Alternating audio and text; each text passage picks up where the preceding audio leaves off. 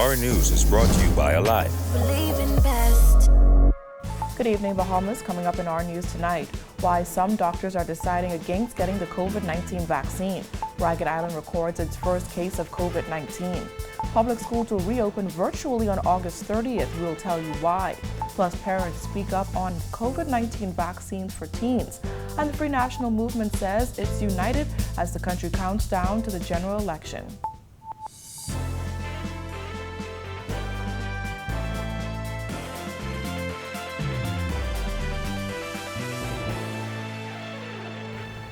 Welcome to our News Weekend, and thanks for joining us. I'm Georgie O'Bain. It's Saturday, August 21st. Let's take a look at what's topping news tonight. As the Bahamas is in the midst of a surge with rising COVID-19 case numbers, hospitalizations, and deaths, some healthcare workers are still choosing not to get vaccinated against COVID-19. President of the Consultant Physician Staff Association, Dr. Sabrika Pinder-Butler, says some physicians have their reasons. One of the first things that we have to talk about is education and making sure persons are properly informed so that they can make choices. Certainly it's most important for us as physicians as well to appreciate that. And so, we're talking about persons being properly informed so that they can make educated decisions, in particular related to their health, persons having as much information that's available to them. Chief Medical Officer Dr. Pearl Macmillan recently revealed that only 50% of healthcare workers have received the jab, something that officials says is a grave concern. However, Dr. Pinder-Butler says there is a reason some healthcare workers are avoiding the jab. As of this week, the Bahamas is now in possession of the AstraZeneca, Pfizer, and Johnson & Johnson COVID-19 vaccines. Pinder called for more conversations on the risk vaccines may pose for some people. When we talk about the COVID vaccine, and we know that there has been various discussions related to how well it works, related to potential side effects, related to high-risk groups and persons that might be more at risk of having severe COVID and potentially dying. And so I think the discussion has to be from that point for persons to be able to appreciate how high their risk potentially may be, and for them to be able to make an educated choice related to whether or not they want to take the vaccine. The CPSA president insists that it is not the right time for criticism as physicians are under tremendous pressure during the pandemic. I think this is not the time for us, to criticize our brothers and sisters. This is not the time for us to have a divide as a people. More importantly, it's time for us to have conversations. Let's have the discussion. Let's have the discussion on both levels. Let's discuss the concerns that people might have and be able to properly understand why they may have the concerns. And some of them are quite valid. And let's discuss the reasons why it might be important for you to get the vaccine. They're all important, but I think at the end of the day, we can't start to criticize each other during a time that's already stressful. Well, Ragged Island has recorded its first COVID-19 case, according to recently released COVID-19 figures released by the Ministry of Health. On Thursday, 166 new COVID-19 cases were recorded in the Bahamas. 105 were reported here in the capital. More than 150 people are being treated in hospital. 83 of those persons are at Princess Margaret Hospital. 3 additional deaths are currently under investigation, according to the Ministry of Health. Well, public schools will reopen in a virtual learning format on August 30th, according to the Ministry of Education. In a statement released late Friday night, the ministry says while the preferred mode of instructional delivery continues to be face-to-face, the ministry remains guided by the mantra of safety first and education always. The statement continues, at this time, the Ministry of Education strongly urges all private schools to adopt a similar position by engaging their students using a virtual platform. Nevertheless, those independent schools that wish to proceed with some face-to-face instructional activities must seek approval from the Ministry of Education. The ministry says it will continue to monitor closely the state of this ever-changing and evolving public health challenge to determine when it's safe for our students to return to our campuses. Officials say that the decision will be reviewed in a few weeks. Well, some parents are offering mixed reactions to children getting vaccinated against COVID-19. Our Jared Higgs tells us more. With the Pfizer vaccine available for 12-year-olds and up, some parents are hesitant about their children taking it. I don't want her to take it, but if it comes down to it, then yeah, because I think eventually everyone is going to have to do it. 45-year-old Liana Jean-Louis is the mother of a 12-year-old girl. She says she's still unsure about the vaccine and whether she would willingly let her child take it. Apparently it's supposed to be something that's going to, help us and I guess keep our bodies and immune system up, but we don't know the aftermath of it. That skepticism over the vaccine stands in contrast with the risk of contracting COVID-19. Officials have warned that unvaccinated individuals have made up more than 99% of hospitalizations and deaths since March. Out of 411 people who were hospitalized with COVID-19 since March, 400 of them were unvaccinated. Well, I don't know. My thing is that I see this as us living in a serious day and times, and this COVID thing really hitting us. So I don't know. It's just a scary thing. On Thursday, the public rollout of the Pfizer vaccine, the only one approved for children aged 12 to 17, got underway. Several parents were on hand with their teens getting them vaccinated. Imani Dames is a mother of a 1-month-old and a 7-year-old, as well as a guardian to a 14-year-old. She says she'll let her 14-year-old take the jab. In the greater scheme of things, the benefit outweighs the detriment at this point. And until we have more evidence to show otherwise, I would vote for her to take it, simply because at least I know her probability of making it through if she got the virus is higher than not. If you look at the statistics. Reporting for Our News Weekend, I am Jared Higgs. Well, hundreds of residents have booked appointments to be among the first to receive the Pfizer COVID-19 vaccine in the Bahamas. But the increased demand for the jab is also showing cracks in the support system. On Thursday at the Pfizer rollout at the Kendall G. Isaacs Gymnasium, National COVID-19 Vaccine Consultative Committee Chair Dr. Mercelin Dalregis explained that more volunteers would help the rollout to roll out a little bit smoother. We don't have the personnel to say, you walk up, let me make an appointment before you leave. Right now, we are really compromised in that domain. There are still many people who are unable to book their own appointments online due to issues with technology and access. This as residents on Grand Bahama lament the access to vaccines with only one vaccine center on the island. Last week, residents of West End called on the government to consider the long drive that they have to make to get the jab. Dr. Dalregis says that the activation of another center on Grand Bahama is on the radar and that vaccine doses for the island are based on demand. Their rollout is very slow, and it's not meeting the demand.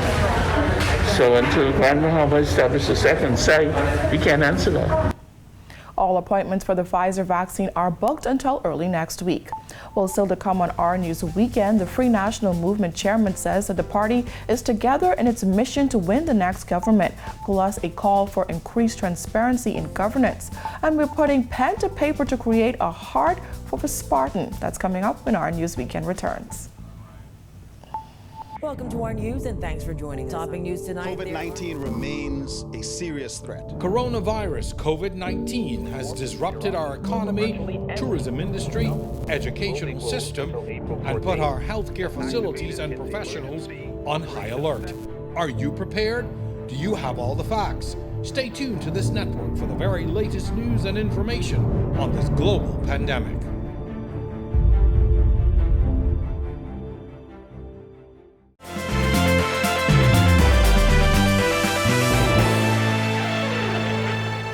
You're watching Our News Weekend. Welcome back. Weeks before voters head to the polls, Free National Movement Chairman Carl Culmer says no differences of opinion will stop the party from coming together to win the next general election to govern the country. Our Bethany McDermott has more. Free National Movement Chairman Carl Culmer shooting down claims that there are factions in the Free National Movement that will hinder its ability to secure another term. According to Culmer, while everyone may have differing opinions, FNMs will come together to win the next election and govern the country. The FNM, like any other party or any other organization, there will always be difference of opinion.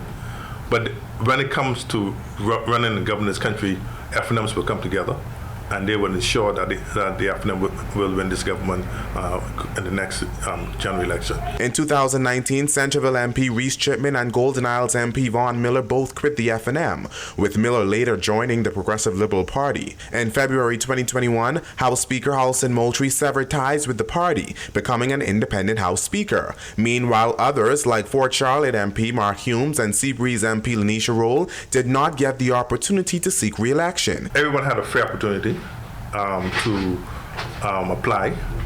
There was a process put in place where the committee and working with the constituencies had the opportunity to recommend.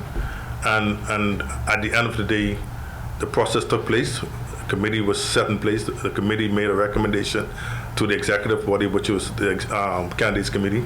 The candidates committee made their recommendation to the council, which is the final arm, and the process was fair for everyone. Despite these hiccups, Culmer stressed that the leadership of the party is confident in a victory at the polls. When you look at what is out there compared to the FNM, there's no comparison. There's nothing close to how the FNM has run this economy, has the leadership is completely far distance apart. Prime Minister Minnis, there's no one close to him in running this, and leading this country. When it comes to the cabinet, he have a team that they work together. Reporting for Our News, I'm Berthany McDermott. Well, a recent United States Department of State investment report has slammed high labor costs in the Bahamas, inefficiency in approval processes, and a lack of transparency in government procurement. ORG Managing Director Matt Aubrey says that those are legacy issues that must be dealt with. He says while the government has made strides, there is more that can be done to deal with actual and perceived corruption. We've talked for a long time about different issues related to corruption, as has the Chamber and Citizens for Better Bahamas and Civil Society Bahamas. And what keeps coming up is that we feel like more can be done. A lot of things have been done recently where government has moved towards more digital means, which reduces the likelihood that someone's going to be asking for a tip. But we have to still fight a past perception. What was the model here in the Bahamas of going around the system because it may not be as efficient?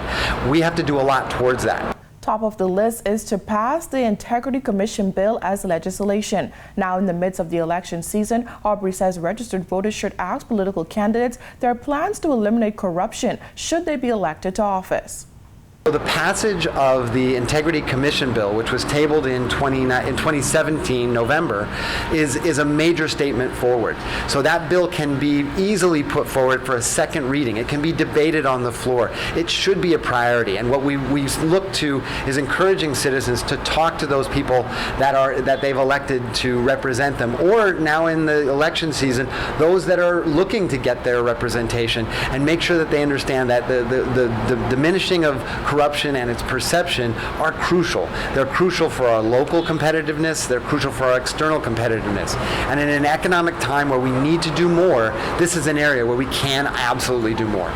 Well, when Our News Weekend comes back from the break, nearly 2 years later, the work to rebuild after Hurricane Dorian continues. How a fitness enthusiast is writing his own story. We have the details when Our News Weekend returns. Welcome to our news and thanks for joining us. Topping news tonight. COVID-19 remains a serious threat. Coronavirus COVID-19 has disrupted our economy, tourism industry, educational system, and put our healthcare facilities and professionals on high alert. Are you prepared? Do you have all the facts? Stay tuned to this network for the very latest news and information on this global pandemic.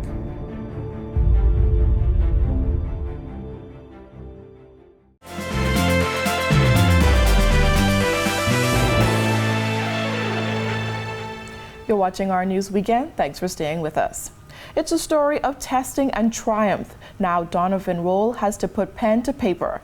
It's a hope of inspiring others to have the heart of a Spartan. He spoke with our Kyle Joaquin. You know, if you watch 300, you saw these guys, they say, hey, even though it's only 300 of us, we can take on any army. So I want you to look at any obstacle that's ahead of you. You can take it on if you do the necessary steps to plan. The title says it all.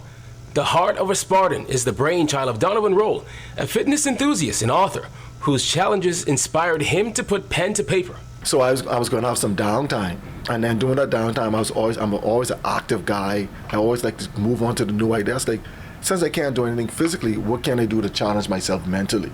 And then I was going through the process. I was like, you know what? Why not write a book about getting through the process? And through that, I realized the book can mean so much more, because we spoke about in the book about, your mind being the only limitation, the trifold effect of the physical, mental, and spiritual coming together. So in the book, you'll have nuggets on how to overcome obstacles in life, regardless of the field that you're in.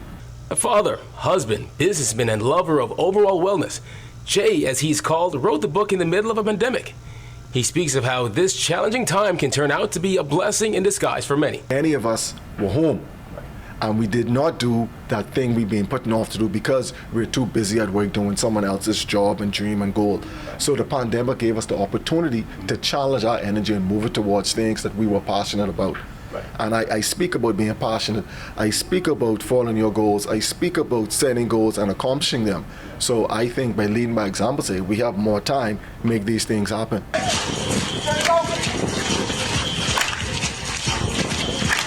In Ironman, Jay takes fitness seriously, but he says it's about overall wellness and being mentally strong. When you're fit, and fit means different things to different people, but when you're fit, you have the energy to get things accomplished that you need to get done. You are actually a more pleasant person to be around in the workplace. You have the energy to complete the task. You sleep better, you feel better, you look better. And that's why I believe in fitness. Yeah, this is me on the cover. Right. This is me. I tell people this pre-pandemic option. So I think I get about 3.5 there, but if you challenge me, give me about 3 weeks, I'll get them all back to show you that it's real. But the medals in my hand are actually real, the medals that I did in the Spartan race. So we did the Spartan trifecta. So it was the sprint, the super, and the beast. And of course, it's covering, the beast was like, I think it was 13 miles but 30 obstacles. For a bit of encouragement, motivation, and a push, he's encouraging you to pick up a copy and gain the heart of a Spartan. Well, you can purchase it at Chapter 1 Bookstore or Aces Cafeteria at BFM, or you can reach out to me if you want a personalized signed copy of the book. And the book is $25. If you prefer e-copy, you can go online, Barnes & Noble, Amazon, or your favorite online bookstore. And for even my international people, it's online, lulu.com. You can get these things delivered to you. For Our News, I'm Kyle Joaquin. Ahead on our news, Rotary Bahamas continues work on Abaco after Hurricane Dorian. Plus, this week's True Bahamian winner is revealed. Stay with us. Welcome to our news, and thanks for joining us. Topping news tonight. COVID-19 remains a serious threat. Coronavirus COVID-19 has disrupted our economy, tourism industry, educational system, and put our healthcare facilities and professionals on high alert. Are you prepared? Do you have all the facts? Stay tuned to this network for the very latest news and information on this global pandemic.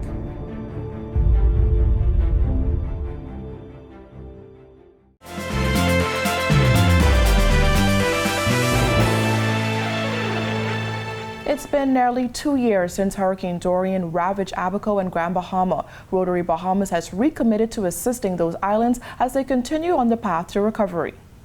Our flagship initiative on the mainland Abaco is the Rotary Home Repair and Restoration Program. With significant contributions from our donors as well as partnership with various companies, I am pleased to report that to date, we have repaired or restored more than 100 homes in the Abacos. Director of Operations for Rotary Bahamas Disaster Relief, Kendall Strawn, says Rotary is equipping the island with some necessary tools. Our initiatives include the construction and installation of a portable reverse osmosis water treatment plant in the community of Treasure Key, Abaco, post-Dorian. This was done in partnership with Pure H2O to supply potable drinking water to several communities throughout that island. For more than 400, Rotary partnered with Cable and Alive to acquire MiFi devices with data plan as well as tablets for more than 400 students and 94 teachers and administrators throughout the Abaco district. According to Strawn, the organization still has a lot of work ahead. We are now in the process of the solarization of the Central Abaco Primary School. We have purchased a Jaws of Life extrication equipment for the Abaco Fire Crash Rescue Unit. We have facilitated repairs to the roof of the historic Hopetown Lighthouse Keepers residence. In partnership with Abaco Strong, Rotary has provided mattresses and bedding to Abaco residents, and we are now working on the restoration of the youth baseball field in Murphytown. The deadly Category 5 storm devastated Abaco and Grand Bahama in September of 2019. Well, on behalf of the entire RTV team, we would like to congratulate this week's winner of the True Bahamian Treasure Hunt.